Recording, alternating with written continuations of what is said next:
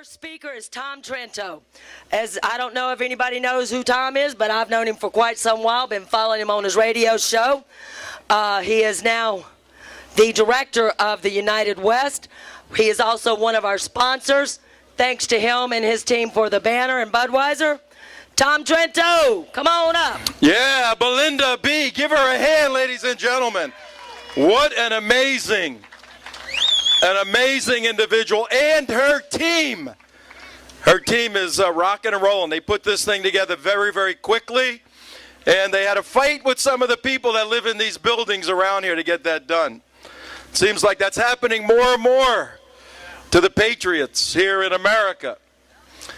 Hey, B, I see a few hog-riding, flag-waving, noise-making U.S. American patriots out there. Do not ever forget, there's about 200 countries in this world. About half of them are rat holes. The other half, But everybody wants to come to this ground right here. This is the U.S. of A., the absolute best country on the face of the earth, ladies and gentlemen. USA! USA! USA! USA! USA! Hey, B, I see something else out there. I see a good group of old military veterans. All veterans, raise your hand, please. Give these people a round of applause.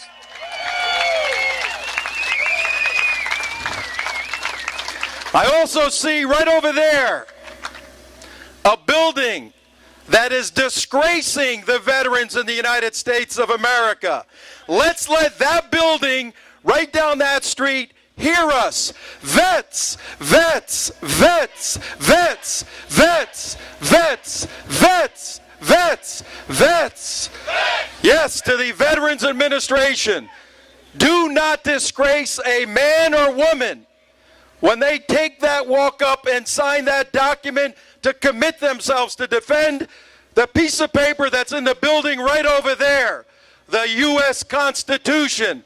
Do not disgrace those individuals that have placed a bond with this great country. I also see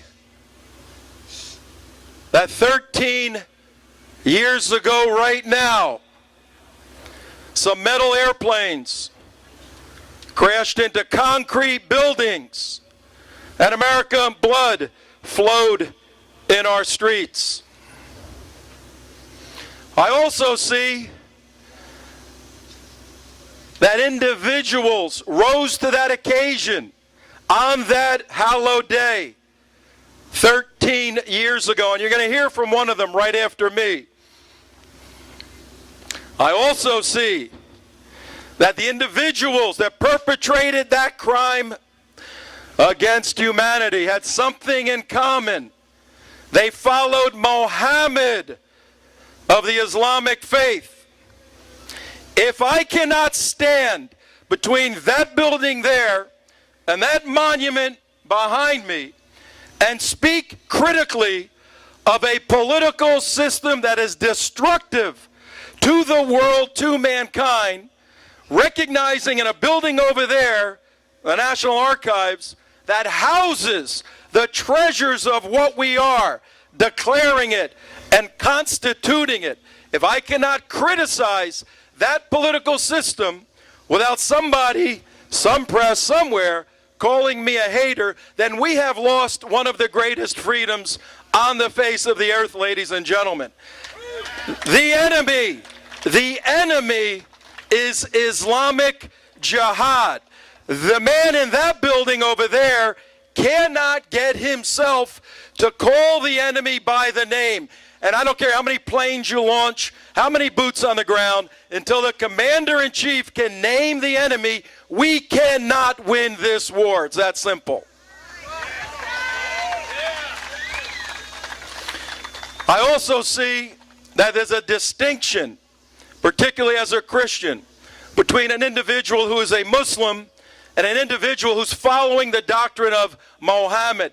to kill, to take a sword, slice the head off of someone, whether it's a child or a journalist. These guys are pretty brave. They handcuff journalists and then cut their head off. Those are brave warriors that were fighting. Then they hide their faces. I also recognize that until this country and the individual in that building and many of the individuals in that building find the balls to deal with the threat as it is, we are not going to solve this problem, ladies and gentlemen. I also see that.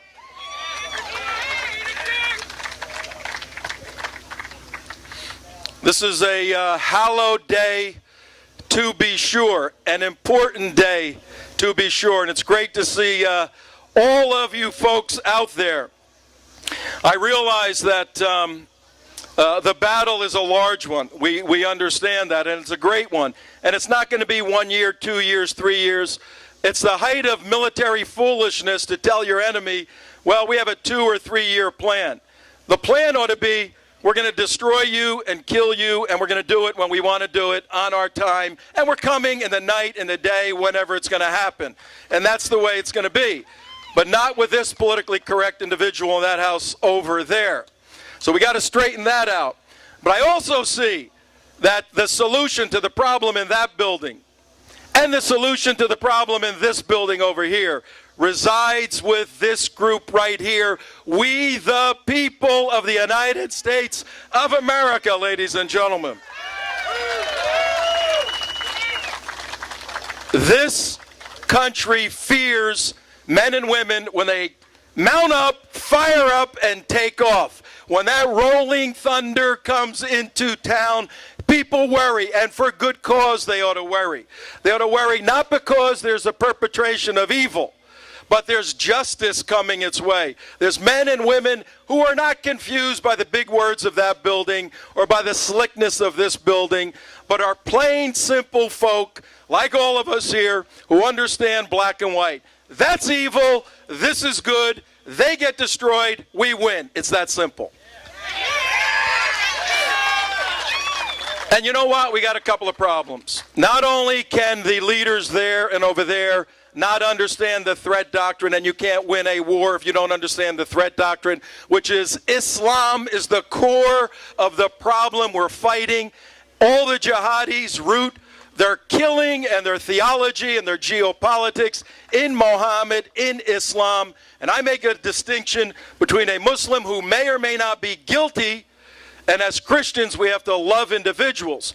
But we can hate the ideology, hate the system, perpetrate not vengeance but justice swiftly and deadly, and in a medieval fashion if we have to.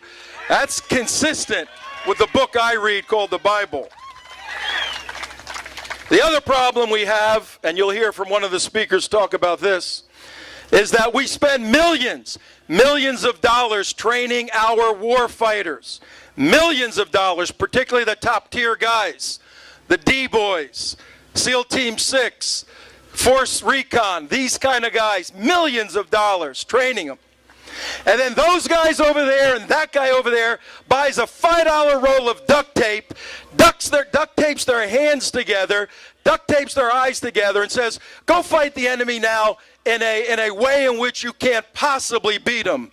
We have a problem with the rules of engagement, and many good people are dying because of that, and we the people have to change that situation.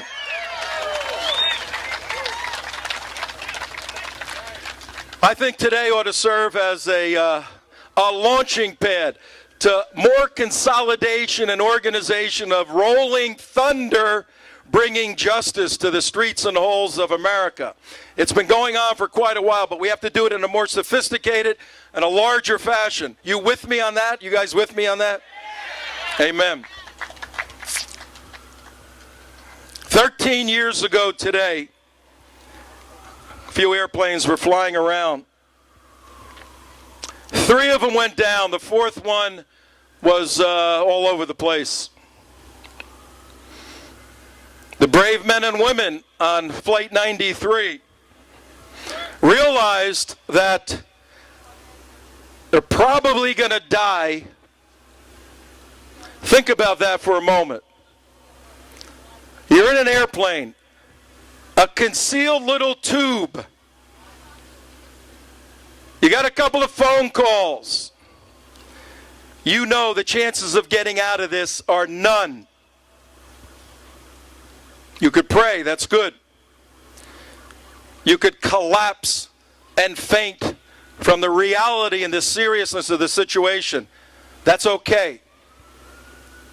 But a few people, a few men, a few women rose to the occasion and said, though I may die, I die fighting. One of those individuals is Todd Beamer. He died on September 11th, 2001, Florida boy. April of 2006, Daniel Cantor Woltz was having lunch with his dad, my friend Tuli Woltz, in Tel Aviv.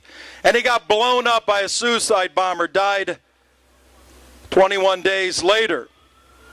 And then on August 6, 2011, a dear son of our friends, Karen and Billy Vaughn, died in Afghanistan, extortion 17, Aaron Vaughn.